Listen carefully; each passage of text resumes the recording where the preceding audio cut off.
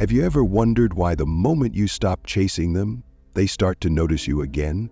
Why silence speaks louder than words when it comes to someone with an avoidant attachment style? Hi, I'm Jim Rohn, and today we're going to unravel one of the most frustrating yet fascinating psychological dynamics in relationships. What really happens when you stop being emotionally available to an avoidant partner? Let's be honest. You're here because something's shifted. You're tired of feeling like you're the only one reaching out, the only one trying to keep the connection alive. Maybe you've pulled back recently, hoping they'd notice, or maybe you're just done, and something strange is happening. They're starting to come closer. Why is that? You see, avoidants are wired to resist closeness, but the moment your energy changes, their emotional radar starts to detect a shift, and what was once taken for granted becomes a source of uncertainty. That uncertainty? It's a trigger, and it might be the very thing that makes them feel again. In this video, we're diving deep, not just into the what, but the why. I'll show you exactly how detachment activates a psychological loop that avoidants often can't escape from. We'll talk about silent power, emotional magnetism, and why your absence may speak to them more profoundly than your presence ever did. But before we go any further, make sure to hit that subscribe button and turn on notifications so you don't miss out on upcoming insights that could change how you show up in every relationship. And if this resonates with your current situation, drop a comment below. I'd love to hear your story. Let's get started and unlock the silent shift that makes avoidance chase. Think about this for a moment. When you stop making yourself available, when you finally pull back not in anger, but in clarity, who gets uncomfortable? Who starts poking, prodding, or throwing emotional sparks just to see if they can light you up again? That reaction isn't about you, it's about them. And more importantly, it reveals just how much power you may have been giving away without even realizing it. If you've found yourself constantly putting your needs aside, just to maintain peace, just to avoid being left, just to hold on to people who were never truly present, then you already know the exhaustion I'm talking about. Every time you force a yes when your body and soul are screaming no, you abandon a piece of yourself. And by the end of it all, what's left? That quiet emptiness, that unexplained fatigue, that deep feeling of being used but unable to explain exactly how it happened. You weren't crazy. You were conditioned to believe that your value comes from being accessible, agreeable, easygoing. From childhood, you may have been taught to earn love by never saying no. But here's the hard truth no one tells you. Being overly available isn't noble. It's a silent prison, a performance, a mask. Jung called it the persona, the version of yourself you present to be liked, to be safe, to avoid abandonment. But masks crack, and eventually they suffocate. When you learn to sit in silence, not out of punishment but as an act of strength, you begin to reclaim something powerful: your mystery, your boundaries, your self-respect. The people who truly care will feel that shift and honor it. The ones who only cared for what you provided, they'll resist. They'll guilt trip. They'll accuse you of being different. And they're right. You are. You've stopped being their emotional button to press on demand, and that change? That's not selfish, it's sacred. So the question now is, how long will you keep giving your energy to people who treat it like it's disposable? How long will you keep reacting to every emotional trigger someone else throws your way? Maybe it's time you chose to be unavailable.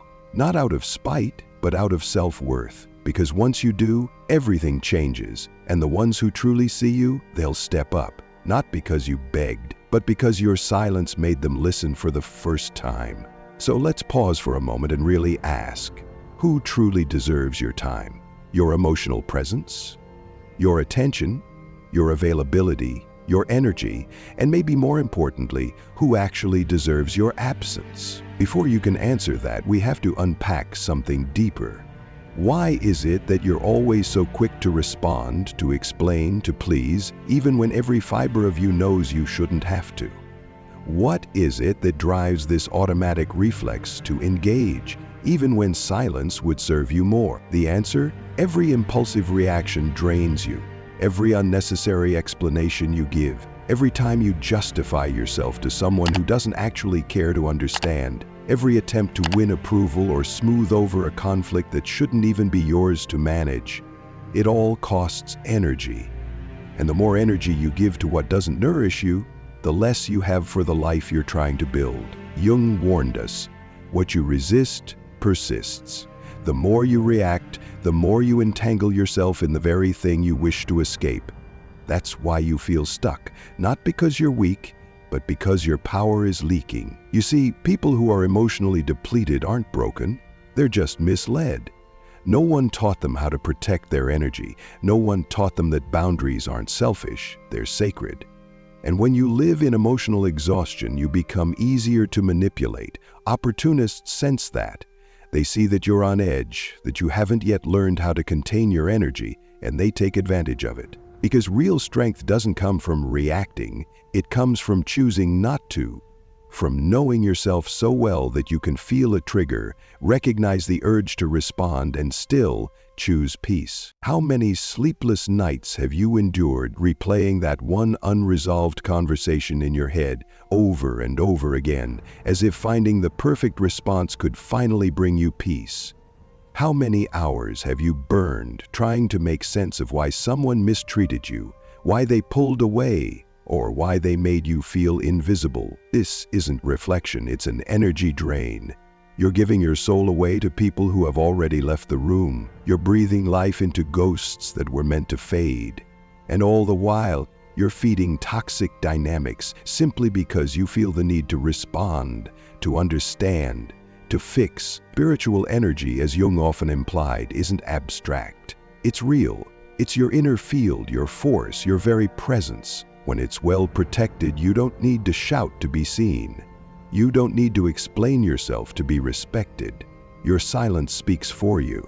But when that energy is unmanaged, when you leak it through constant reactivity, people stop feeling you altogether. You become reactive instead of intentional, fragile instead of rooted, and the world, unfortunately, doesn't have mercy on those who hand themselves over so easily. This is why you must start noticing your triggers. What makes you instantly want to explain yourself? What makes you anxious to reply, to please, to fix someone's discomfort, even when it costs your peace? These are the exact places where your energy escapes, where your power dissolves. And the work isn't to become distant or emotionless, it's to become selective. It's about reclaiming sovereignty over yourself. This is one of Jung's most profound insights. When you guard your energy, you shatter the projections others place on you, and that upsets them deeply. Because now, we're stepping into the darker terrain of silent manipulation. In the next section, we'll explore how opportunistic people, sometimes friends, partners, or family, quietly feed off your energy, and why, when you stop being easily available, their manipulations start falling apart. You'll see them clearly for what they are, maybe for the first time. See, most of the time, you think you're in control. You believe your responses are conscious choices. But here's the uncomfortable truth. Most of your emotional reactions are conditioned. You've been programmed. And people who understand that can exploit you without ever raising their voice. You know that friend who only shows up during their crises? That partner who suddenly praises you when you're meeting their needs but vanishes when you're not? That wasn't coincidence. That wasn't connection. That was a role you unconsciously agreed to play. And now, it's time to step off the stage. So why do you agree? Why do you keep saying yes when everything inside you wants to say no? Because you're afraid. Afraid of disappointing someone, of being unloved, of being left behind. The most effective manipulation doesn't come in loud demands or raised voices. It happens in the quiet guilt that creeps in when you feel like you owe someone your energy, when you believe you have to be understanding, accommodating, helpful, even if it drains you dry. And here's the painful truth. Manipulators don't need to control you directly. They only need you to keep reacting in predictable ways.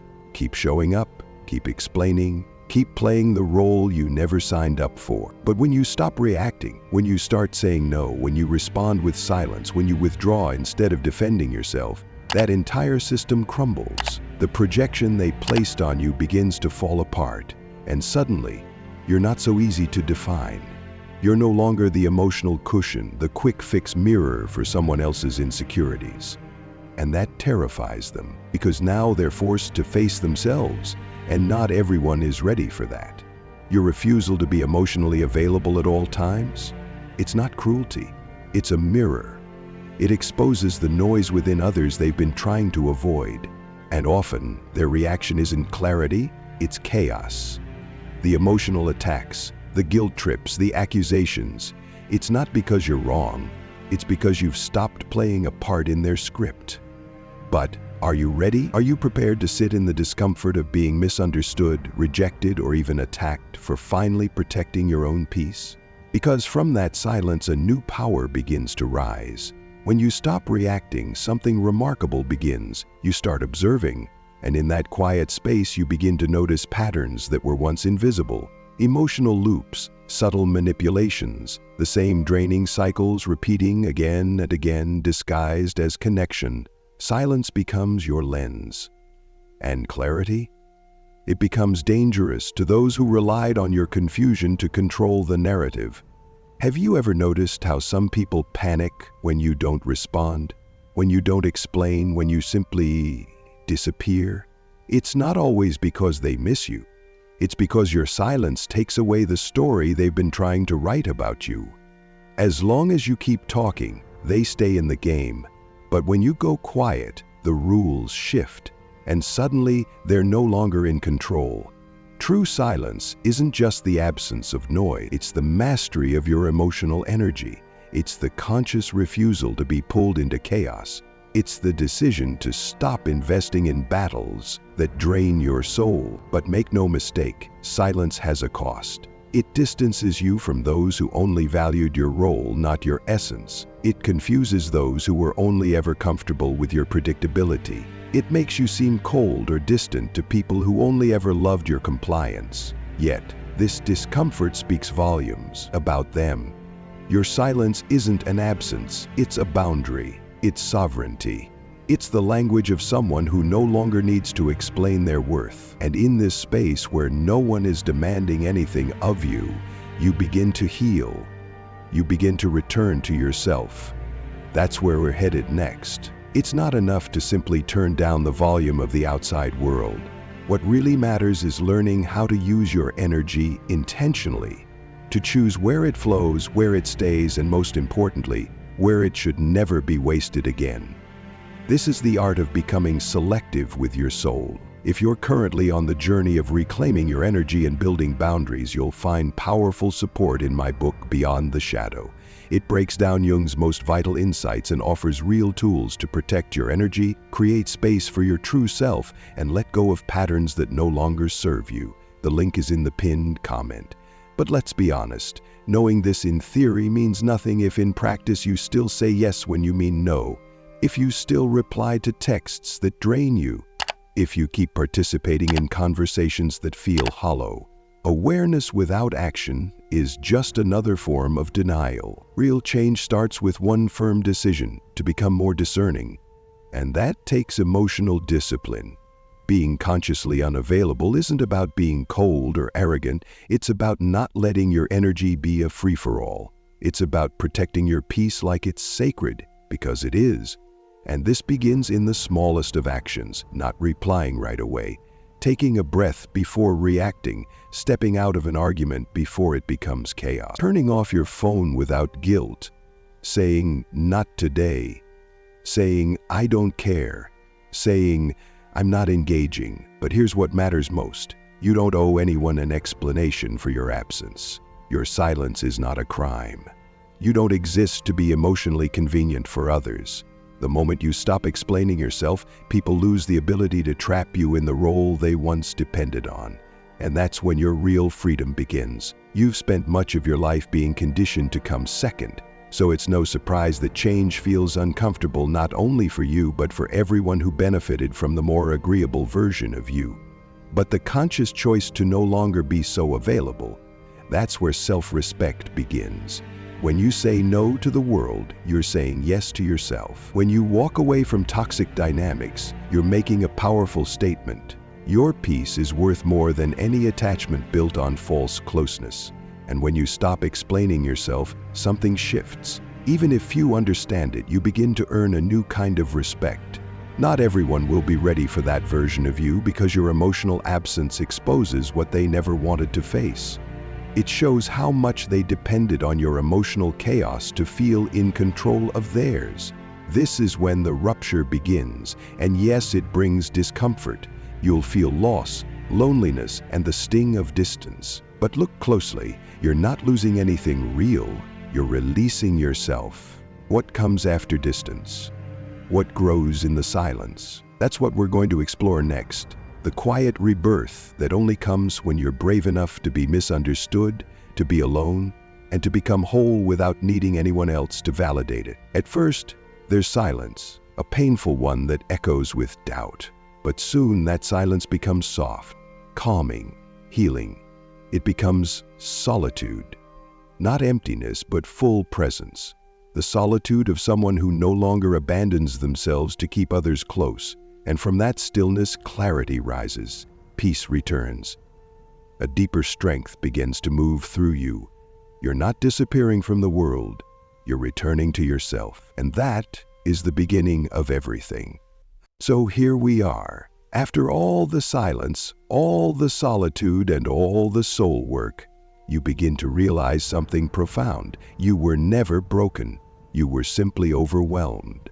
You weren't weak for caring too much. You were just conditioned to believe that your worth came from your availability, your helpfulness, your ability to keep others comfortable, even when it cost you everything. But now, you're learning to choose differently. You're reclaiming your energy, setting boundaries, and most importantly, honoring your own peace. You're no longer living in reaction. You're beginning to live in intention. And that shift, that quiet, powerful shift, is where real transformation begins. It's not easy. The path to emotional self-respect requires courage. You will be misunderstood. You will be questioned. Some people will leave, but let them, because those who truly value you will adapt. They'll meet you where you are, not where it's convenient for them. You don't owe the world your constant availability. You don't have to justify your silence. And you certainly don't have to apologize for becoming someone who values their energy enough to protect it. If this video spoke to you, if something deep inside you resonated with these words, I just want to say thank you. Thank you for being here. Thank you for giving yourself the space to grow. I'd love to hear your thoughts, so leave a comment below and share your journey. What are you letting go of? What boundaries are you reclaiming? And if you found this content helpful, please don't forget to hit that subscribe button and turn on notifications so you never miss a new video. You deserve peace. You deserve presence. You deserve to come home to yourself. And this is just the beginning.